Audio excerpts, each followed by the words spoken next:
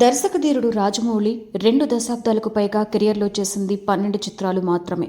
గత 9 ఏళ్లలో రాజమౌళి 3 సినిమాలు చేశారు. బాహుబలి, బాహుబలి 2, ట్రిపుల్ ఆర్ చిత్రాలను ఏళ్ల తరబడి తెరకెక్కించాడు. బెస్ట్ అవుట్పుట్ కోసం ఆయన కాంప్రమైజ్ అవ్వడు. అందుకే రాజమౌళి సినిమాలు చెప్పిన సమయానికి విడుదల కావు. అలాగే రాజమౌళి చేసిన హీరోలతోనే రిపీటెడ్గా చిత్రాలు చేశారు. కొందరు స్టార్ హీరోలతో ఒక్క చిత్రం కూడా చేయలేదు. అత్యధికంగా ఎన్టీఆర్తో రాజమౌళి 4 సినిమాలు చేశాడు. ఆ తర్వాత ప్రభాస్తో 3 సినిమాలు చేశాడు. రామ్ చరణ్తో రాజమౌళి 2 సినిమాలు చేశాడు. నాని, రవితేజ, సునీల్తో ఒక్కో చిత్రం చొప్పున చేశారు. పవన్ కళ్యాణ్, మహేష్ బాబు, అల్లు అర్జున్లతో రాజమౌళి ఒక్క సినిమా కూడా చేయలేదు. మహేష్ బాబుతో మూవీ కన్ఫర్మ్ అయింది. రాజమౌళి తదుపరి చిత్రం మహేష్ బాబుతోనే చేస్తున్నారు. కాగా పవన్ కళ్యాణ్, రాజమౌళి కాంబోలో ఓ చిత్రం మిస్ అయింది. అది పడితే పవన్ కళ్యాణ్కి సరికొత్త ఇమేజ్ సొంతమయ్యేది.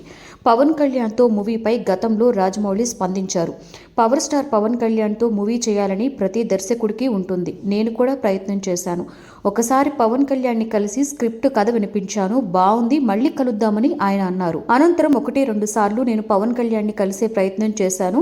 పవన్ కళ్యాణ్ పెద్దగా ఆసక్తి అయితే చూపించలేదు. అలా మా ఇద్దరి కాంబోలో మూవీ కార్యరూపం దాల్చలేదు అని రాజమౌళి అన్నారు. కాగా పవన్ కళ్యాణ్కి రాజమౌళి వినిపించింది విక్రమార్కుడు కథ అట. పవన్ కళ్యాణ్ ఓకే చేస్తే విక్రమార్కుడు చిత్రం ఆయనతో చేయాలని రాజమౌళి భావించారట. కొంతకాలం వేచి చూసిన రాజమౌళి ఆ ప్రాజెక్టు రవితేజతో చేశాడు. 2006లో విడుదలైన విక్రమార్కుడు భారీ విజయాన్ని అందుకుంది. రవితేజకు జంటగా అనుష్క శెట్టి నటించింది. రవితేజ కెరియర్కి విక్రమార్కుడు హిట్ బాగా ప్లస్ అయింది.